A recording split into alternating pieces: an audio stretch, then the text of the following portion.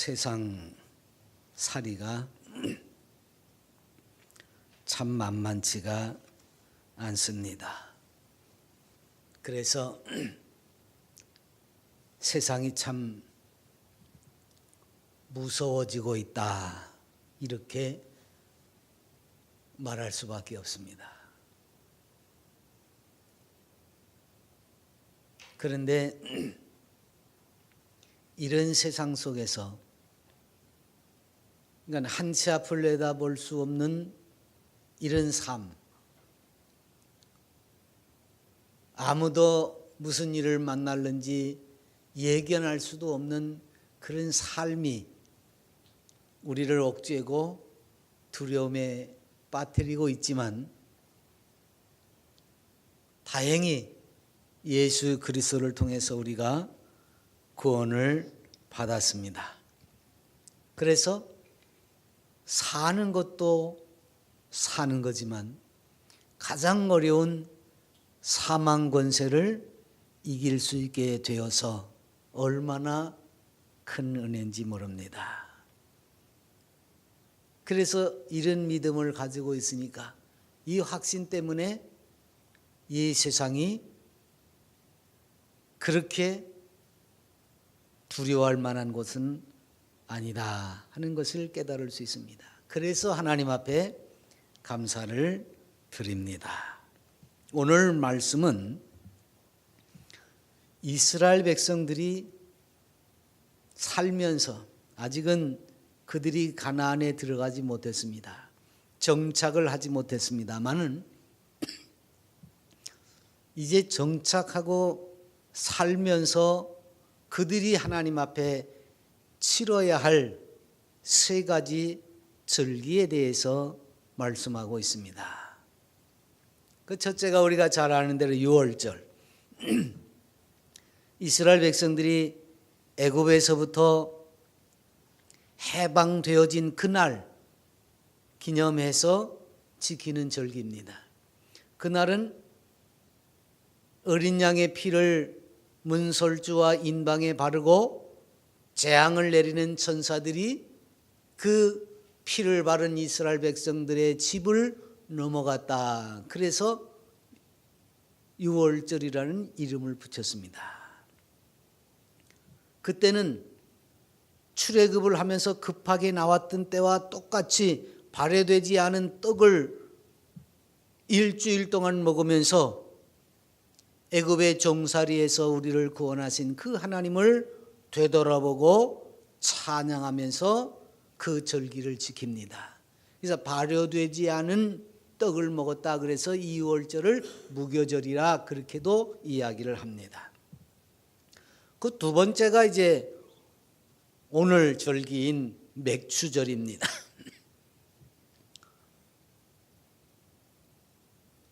처음 농사를 짓고, 우리가 하짓감자 그러지요. 그거는 이제 하지 임박해서 캐는 감자를 말합니다. 그렇듯이 봄에 농사를 지어가지고 가장 먼저 수확하는 것, 그 수확물을 가지고 하나님 앞에 감사를 드리는 절기지요. 우리식으로 하는 감자, 또는 봄에 거두는, 여름에 거두는 보리, 이런 것들이 되겠지요. 어쨌든 첫 열매, 그 땅에서 난 첫 열매를 거두어서 하나님 앞에 감사를 드립니다. 이게 유월절을 지키고 나서 7주야를 지난 다음에 지킵니다. 그러니까 7주야면 49일이잖아요. 77이 49. 그리고 나서 지키는 절기이기 때문에 이날을 77절이라고도 말하고, 신약에 와서는 이날을 이제 성령 강림의 날이기 때문에 성령 강림절이라고도 이렇게 부릅니다. 어쨌든 이 맥추절은 77절과 더불어서 처음 열매를 하나님 앞에 드린다 해서 초실절이라고도 이름을 붙여서 절기를 지킵니다. 그리고 세 번째가 우리가 잘 아는 수장절, 요즘 현대식으로 말하면 추수감사절이라고 하지요. 근데 이 수장절은 말 그대로 연말에, 다시 말하면 가을 거지를 다 끝내서 1년 동안 먹을 양식을 저장한 다음에 지키는 절기입니다.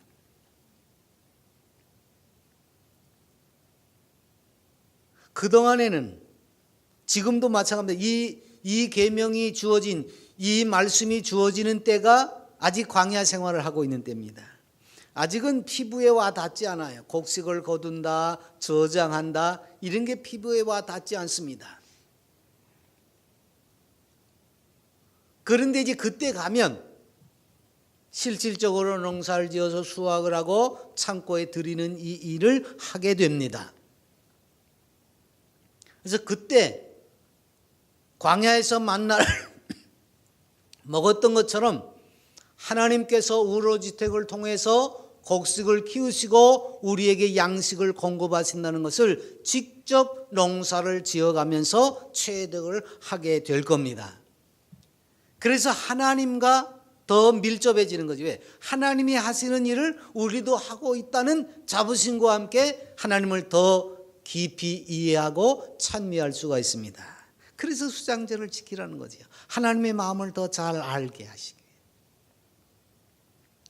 그리고 농사를 지을 때에 농사도 짓지 못하고 광야 생활하던 그때를 떠올리면서, 그때는 우리가 그저 일도 못하고 하나님이 주시는 만나만 먹었었지, 하나님이 우리에게 그것을 공급하시지 않았으면 어땠을까, 이런 생각으로 오히려 하나님을 더 깊이 감사할 수 있도록 하기 위해서 이 수장절을 장막절이다 또는 초막절이다 이런 이름으로 부릅니다. 왜? 광야에서는 초막을 치고 살았거든요. 천막이나 뭐 이런 걸 치고 살았기 때문에 그때를 기억하면서 하나님을 더 가까이 할 수 있도록 하기 위해서 이 수장절을 장막절, 초막절 이렇게 부른다고 말해요. 어쨌든 이 세 절기를 통해서 하나님과 하나님의 백성들 사이는 매우 가까운 사이가 되어질 수 있었습니다. 아마 우리들 같으면 우리는 그래도 매주일, 적어도 매주일은 기본이잖아요. 그리고 좀 더 열심히 하는 사람은 매일 새벽 기도하면서 매일 나가죠. 그런데 이 구약의 성도들은 1년에 3번, 이건 쉽겠다 생각이 들겠지만 요즘처럼 교회가 곳곳에 있는 데에서는 이런 말이 통하지 않죠. 과거에는 성전은 하나밖에 없습니다. 또 성전, 솔로몬이 성전을 짓기 전에는 성막이지요. 광야에서 가지고 있던 그 성막을 한 곳에 실로에다가 세워놓고 전 지역에 있는 이스라엘 백성들이 절기 때에는 그곳에 와서 절기를 지킵니다.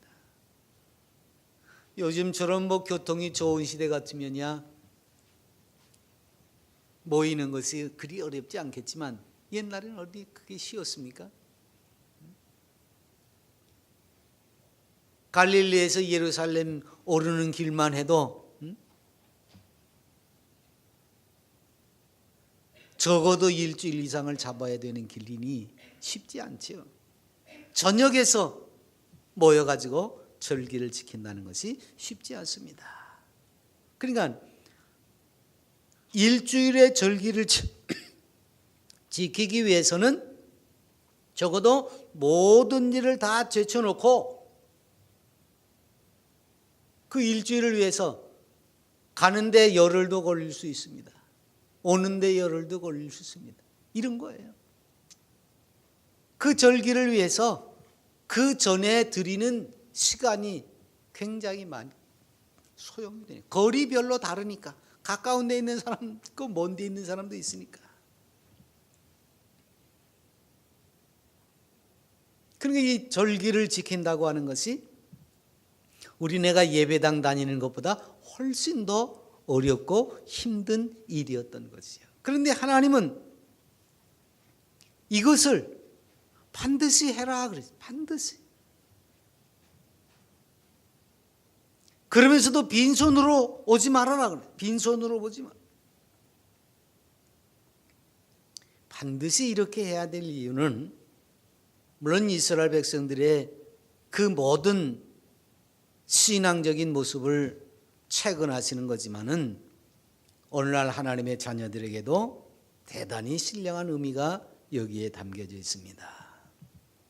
유월절은 말 그대로 이스라엘 백성들이 죽음의 그늘에서 벗어난 것 아닙니까? 애굽에서 종살이한데서부터 해방이 됐습니다. 구원받았다고 말이지.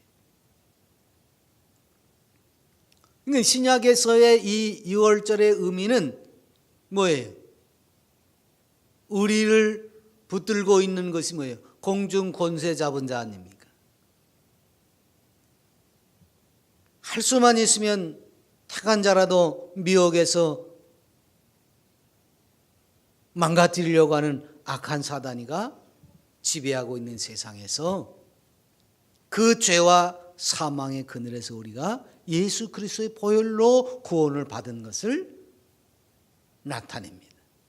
그래서 유월절은 어린 양 피로 애굽에서 나왔지만 우리는 그 하나님의 어린 양, 진짜는 예수 그리스도의 보혈로 죄 사함을 받고 사망의 그늘에서 마귀의 종노릇 하는 데서부터 벗어나게 됐다는 겁니다. 또 구약의 맥주절은 첫 열매를 거두어서 그 첫 것으로 하나님께 제물을 드리는 의미가 있었습니다. 신약에 와서는 초대교회가 탄생했습니다. 아까 말씀드렸죠. 성령 강림절, 그날을 통해서 이 시대에 교회가 비로소 세상에 드러난 겁니다.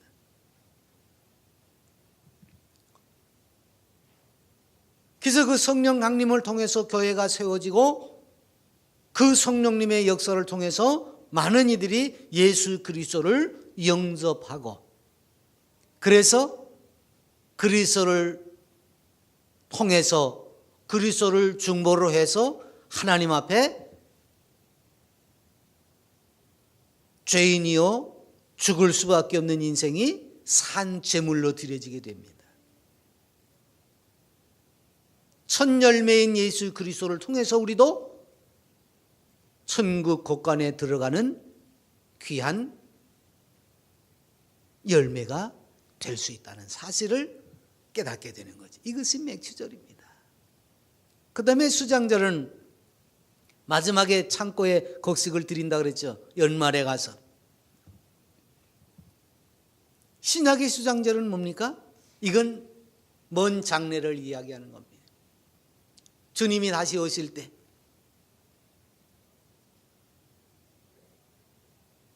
알곡은 천국 곳간에 드리고 쭉저기는 먼저 거두어 가지고 불에 살라버리신다고 말씀하셨습니다. 우리가 이 수장절을 지키면서 이 영원한 나라의 소망을 품게 되는 거죠. 나도 예수 그리스도를 통해서 구원받았으니 이제 천국 알곡 창고에 쌓이게 되는 하나님의 백성이로구나 하는 것을 소망 중에 바라보면서 하나님의 구속의 역사를 기뻐하고 감사하고 이 절기를 지킬 수 있게 되는 겁니다. 많은 사람들이 이거 구약의 절기인데 신약에는 없어도 돼 이런 사람들이 많이 있습니다만은 이렇게 구약의 절기가 신약에서도 영적으로 우리에게 커다란 의미를 가져다 주는 까닭에 우리는 비록 이 시대에 살고 있지만 수천 년 전에 말씀하신 절기지만 이 땅에서 우리가 우리의 구원을 통해서 하나님을 기쁘시게 하려는 마음으로 절기를 지키게 되는 것입니다. 그 중에 이제 오늘이 맥주절인데 이 맥주절은 정말 아까 말씀드린 것처럼 첫 열매, 여러분 첫 열매라는 의미를 잘 아시죠? 세상에서도 첫 열매는 호두 같은 나무는 심어놓고는 20년을 기다려야 그 열매를 먹을 수 있는 나무도 있지 않습니까? 적어도 그런 거예요.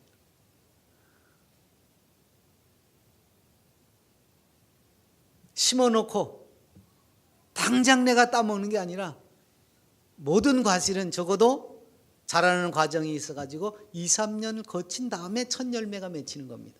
그동안 그 기르는 그 수고 그리고 그 첫 열매를 바라볼 때 그 기쁨은 말할 수 없는 겁니다.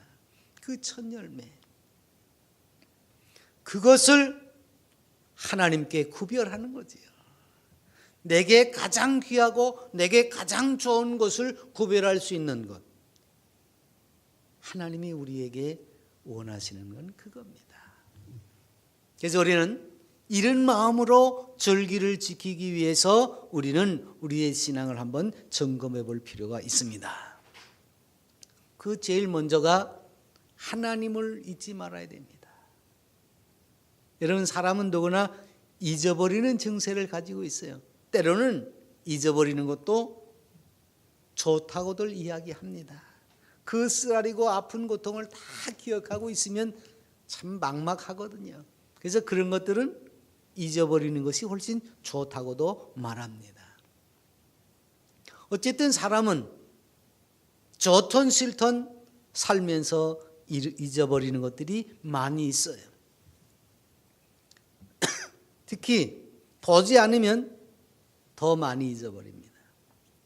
아무리 사랑하는 친구라도 떨어져 있으면 생각나지만 세월이 가면 갈수록 잊어버리게 되죠.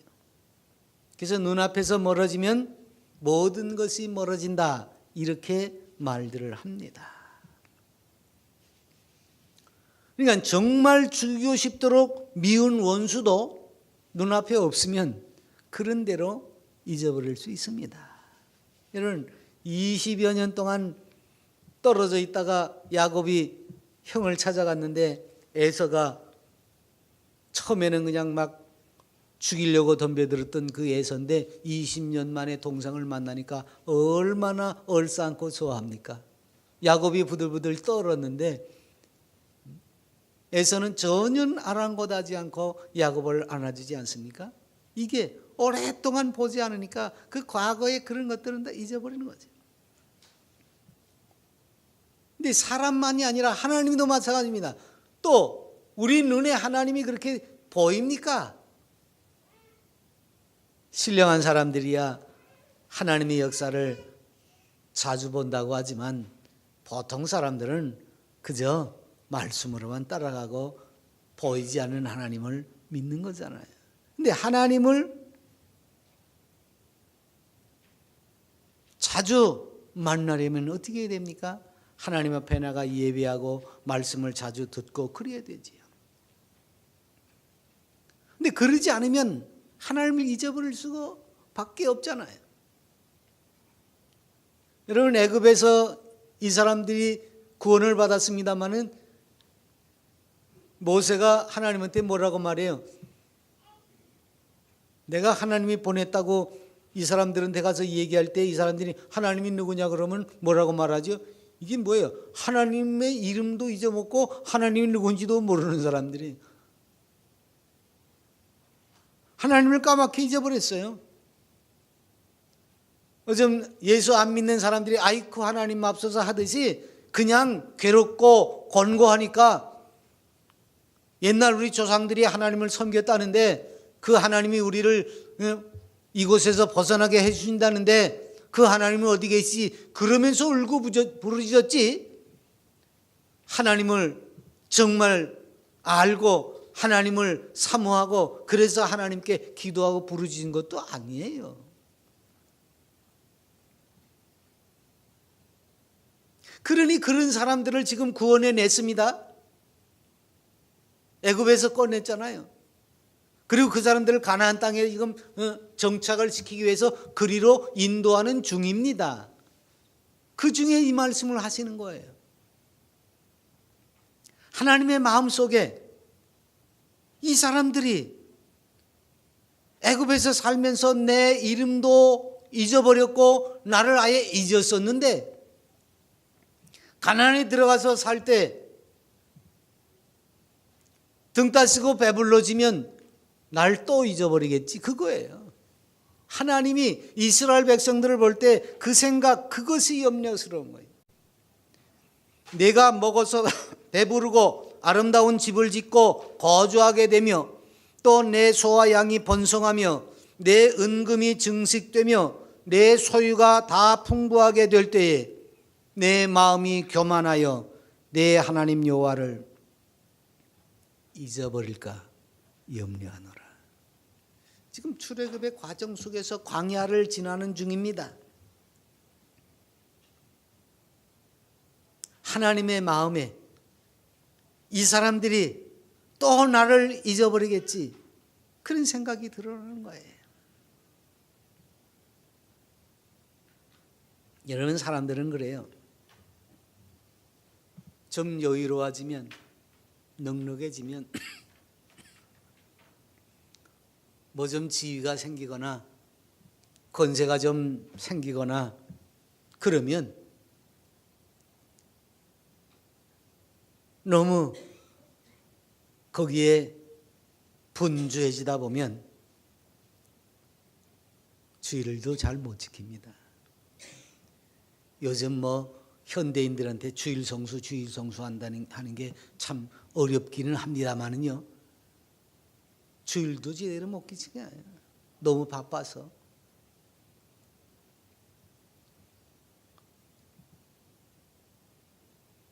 그러니까 하나님을 점점 잊어버릴 수밖에 없지요. 근데요, 요셉은 총리가 되었어도 하나님을 잊어버리지 않았어요. 다니엘도 마찬가지지요. 127도나 되는 그 넓은 땅을 다스리는 파사의 총리가 되었지만 하나님을 잊지 않습니다. 그의 대적들은 그걸 빙자해 가지고 다니엘을 무너뜨리려고까지 하지 않았습니까? 절대로 하나님을 잊지 않은 사람. 그래서 이 사람들이 훌륭한 신앙인이지. 마지막 때가 되면 또 굉장히 분주합니다. 그 하나님을 잊어버리기가 더 쉽지요. 그래서 성경은 뭐라고 그래요? 마지막 때가 되면 될수록, 가까워지면 가까울수록 모이기를 패하는 사람들의 습관처럼 하지 말고 더욱 모이기를 힘써라 그랬습니다. 요즘 현대 삶이 그렇잖아요.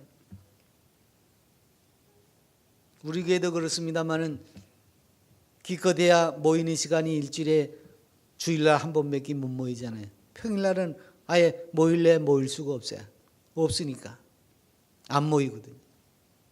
이게 마지막 때 주님께서 미리 예견하신 거예요. 마지막 때에는 그렇게 된다는 거예요. 모이지를 않아. 왜? 그래서 하나님을 잊어버렸으니까 점점 더 하나님을 잊어버릴 수 있도록 하는 거지. 그래서 우리는 하나님을 잊지 않기 위해서도 이 절기에 은혜를 주신 하나님을 기억해야 돼요. 그 다음엔 그 절기를 통해서 하나님의 말씀을 잊지 말아야 돼요. 하나님을 잊지 않으려면 하나님의 말씀을 잊지 않아야 돼요.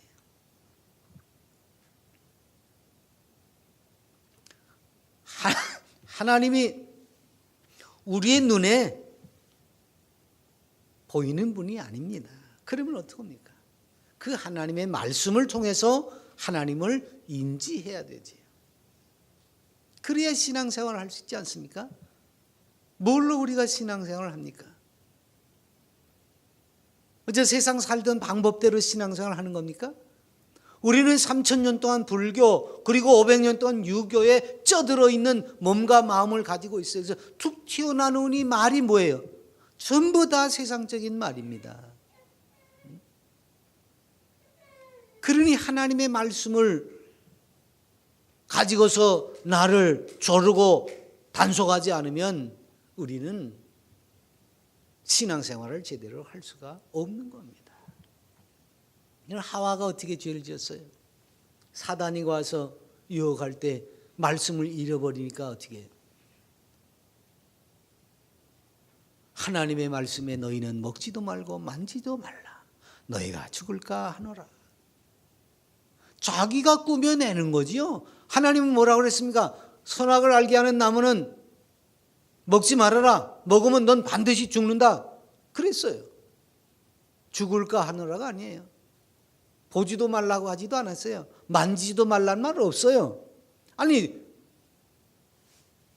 그 에덴 동산에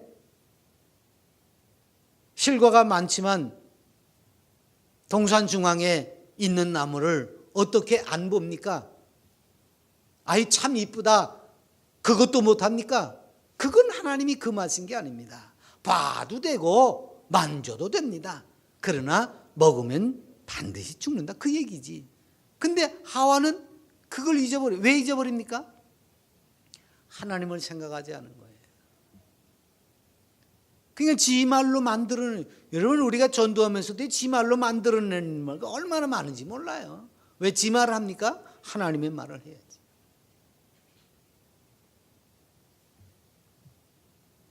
하나님의 말씀을 잊어버렸기 때문에 하나님을 바르게 섬길 수가 없었습니다. 마귀의 시험을 물리칠 수가 없는 거지요. 그래서 호세아는요, 이스라엘 백성들이 우상을 섬기고 하나님을 떠났습니다. 타락했습니다. 그래서 망하게 되었을 때에 그들을 향해서 온 몸으로, 아니 온 가정을 통해서 그 백성들에게 호소하는 선지자였습니다. 그렇게 망하게 된 까닭이 뭐냐? 하나님의 말씀을 잊어버렸기 때문이다. 하나님을 아는 지식이 없었다. 그러니 하나님을 알 수 있느냐? 하나님을 바르게 섬길 수 있느냐? 그 말입니다. 그래서 호소하기를 우리가 여호와를 알자. 힘써 여호와를 알자. 하나님을 알려면 어떻게 돼요? 하나님의 말씀을 알아야 돼요. 하나님은 어떤 분이냐? 나는 인애를 원하고 제사를 원하지 아니하고 제사보다 번제보다 하나님을 아는 것을 원한다. 그 하나님을 알아야 된다.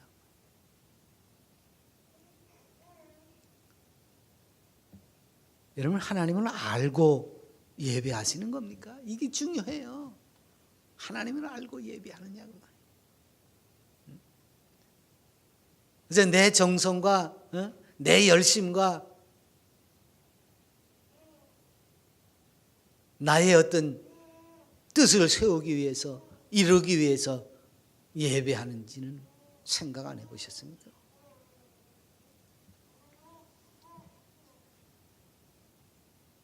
내가 원하는 대로의 예배가 아닙니다.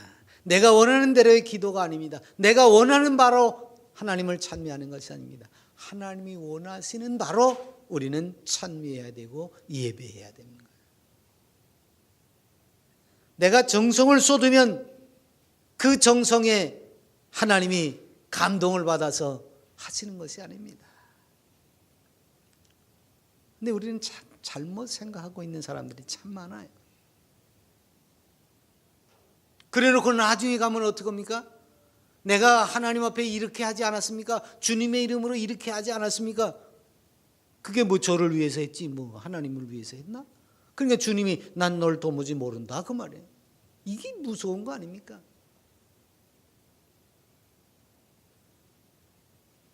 말씀을 바르게 알고 하나님을 바르게 섬겨야 됩니다. 그래서 예배당 출석도 하는 겁니다. 말씀을 듣고 바르게 깨닫기 위해서. 치성 드리러 오는 게 아니에요. 열심히 하나님 말씀을 읽어야 돼요. 성경 공부를 해야 돼요. 그리고 내 인격이 하나님의 말씀으로 변화를 받아야 됩니다. 그리고 하나님이 원하시는 대로 하나님을 찬미하고 예배하고 경배하는 거예요. 그래서 이 절기를 통해서 하나님이 나를 어떻게 구속하셨는지 그 은혜를 기억해야 되는 겁니다. 하나님의 은혜를 잊지 않도록 하기 위해서 우리는 절기를 지키는 거예요.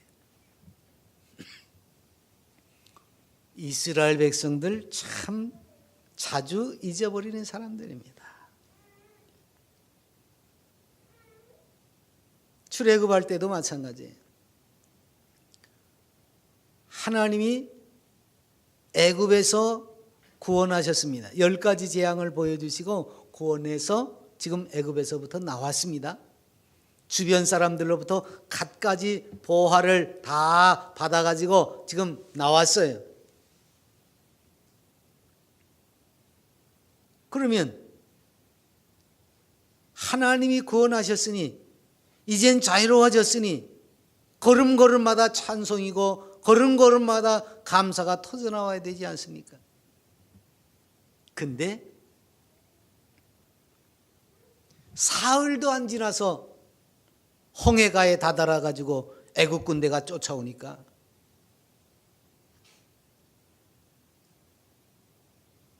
막 데모하고 모세를 원망하고 하나님을 원망하고 홍해 바다를 건너 놓으니까 아이고 이젠 살았다 그래. 금방 또 사흘이 안 돼 가지고 마실 물이 없다고 원망하고 불평하고 이게 무슨 짓이 이게? 사흘이 멀다 하고 원망하고 불평하고 한 사람들이 이 사람들입니다. 걸음걸음마다 하나님을 찬송하고 감사하고 기쁨의 함성을 질러야 될 그 사람들이 사흘이 멀다 하고 모세에게 대들고 돌팔매질하고 애굽으로 돌아가자 그러고 하나님을 원망하고 이랬단 말이에요. 그것뿐입니까? 매일매일 하나님께서 만나를 내려주셔서 하루하루 농사도 안 하고 먹고 살게 해줬는데도 그 출애굽의 여정, 광야 생활 여정 동안 날마다 불평하고 원망만 했습니다. 그러니까 하나님의 은혜를 매일매일 경험하고 매일매일 맛보면서도 그 하나님의 은혜를 잊어버리고 살았다는 거죠. 그러니 이 이스라엘 백성들을 하나님이 어떻게 그래서 그 은혜를 잊어버리지 않도록 하기 위해서 기본적으로 1년에 3번씩 절기를 정해서 하나님이 구원하신 그 사실을, 하나님이 인도하신 그 사실을, 하나님이 그들과 함께하는 사실을 일깨울 필요가 있었다고 말해요. 그래서 이 절기를 통해서 하나님의 은혜를 잊어버리지 않도록 해야만 했던 거죠. 누구나 그렇습니다. 하나님의 은혜를 잃어버리면요, 하나님 앞에서 감사보다는 뭐가 나와요? 원망이 나오는 거예요. 은혜를 깨닫고 있으면 내가 어떤 자리에 있든지 하나님이 그 귀한 은혜를 돋보이게 하는 걸 믿기 때문에 감사하고 찬양이 나옵니다. 근데 은혜를 잊어버리면 내가 제일 못한 자리에 있는 것 같은데 그것마저도 왜요? 내가 하나님의 자녀라며 날 이렇게 내버려 두느냐고 하고 하나님께 대들게 되는 겁니다. 그래서 이게 큰일이에요. 은혜를 잊어버린 게 이게 큰일이에요. 그렇게 되니까 타락하게 되고 세상을 바라보게 되는 거지요. 여러분, 하나님의 은혜를 꼭 기억하십시오. 하나님의 은혜를 잊지 않고 항상 감사하는 생활을 해야 됩니다. 하나님을 기뻐하는 이게 하나님이 나를 향한 뜻이에요. 나는 이 세상에서 하나님을 기쁘시게 하는 삶을 살아야 돼. 인생의 첫 번째 되는 삶의 목적이 그거예요. 여호와를 즐거워하는 겁니다. 하나님을 기쁘시게 해드리는 겁니다. 영원토록 찬양하는 겁니다. 그래서 하나님께 영광을 돌려야 돼.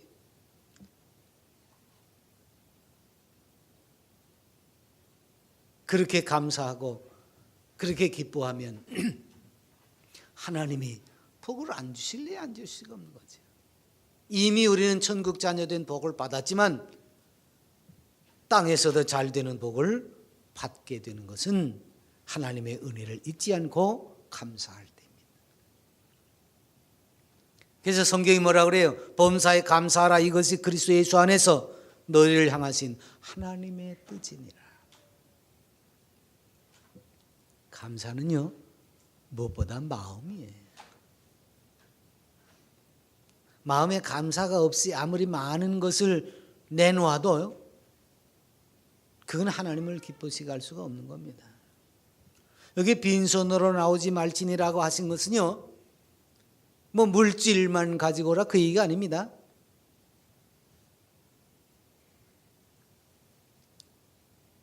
주님이 말씀하셨죠. 내 보물이 있는 곳에 마음이 있다. 그래서 보물을 땅에 쌓아두지 말고 하늘에 쌓아두라 그랬습니다. 여러분, 물질은요, 물질만으로 움직이지 않습니다. 그 물질은 마음이 가는 대로 움직이는 거예요. 마음이 가는 대로. 여러분, 떡 한 조각이라도 마음이 가는 사람에게로 가지 그게 아무한테나 갑니까? 아니에요. 마음. 물질 얘기가 아닙니다. 마음입니다. 하나님을 얼마나 사랑하느냐. 마음을 다해 하나님을 사랑하는 사람은 하늘의 보화를 쌓게 됩니다.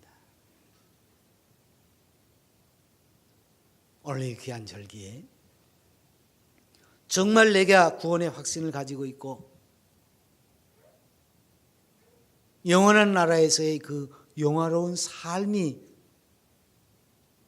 소망 가운데 분명하다고 하면 우리는 하늘에 가 있는 사람입니다. 그래서 천국이 여기 있다 저기 있다 아니라 바로 너희 안에 있다고 하는 말입니다. 천국 시민이잖아요. 우리가 세상 것에 연연할 사람이 아닙니다. 그래서 모세는 애굽 공주의 그 놀라운 지위로 부귀영화를 누릴 수도 있음에도 불구하고 그걸 다 내던지고 하나님의 백성과 함께 고난받는 것을 스스로 귀하게 여겨서 나섰습니다. 이 세상보다는 하늘의 부활을 쌓아두기 위해서 고난의 삶을 택했던 사람입니다. 욥은 하루아침에 모든 것을 잃었습니다. 그러나 하나님을 원망하지 않고 오히려 하나님을 찬양했습니다. 왜?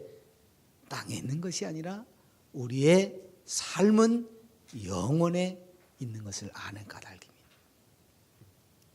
하나님께서 처음 익은 열매의 첫 것을 요구하시는 이 맥주절에 오늘 잊어버린 감사를 다시 찾는 여러분이 되시길 바랍니다. 마음과 입술에 늘 감사가 넘쳐서 하늘의 보화를 쌓으면서 사랑만 가득한 멋진 삶을 함께 누립시다. 기도합니다.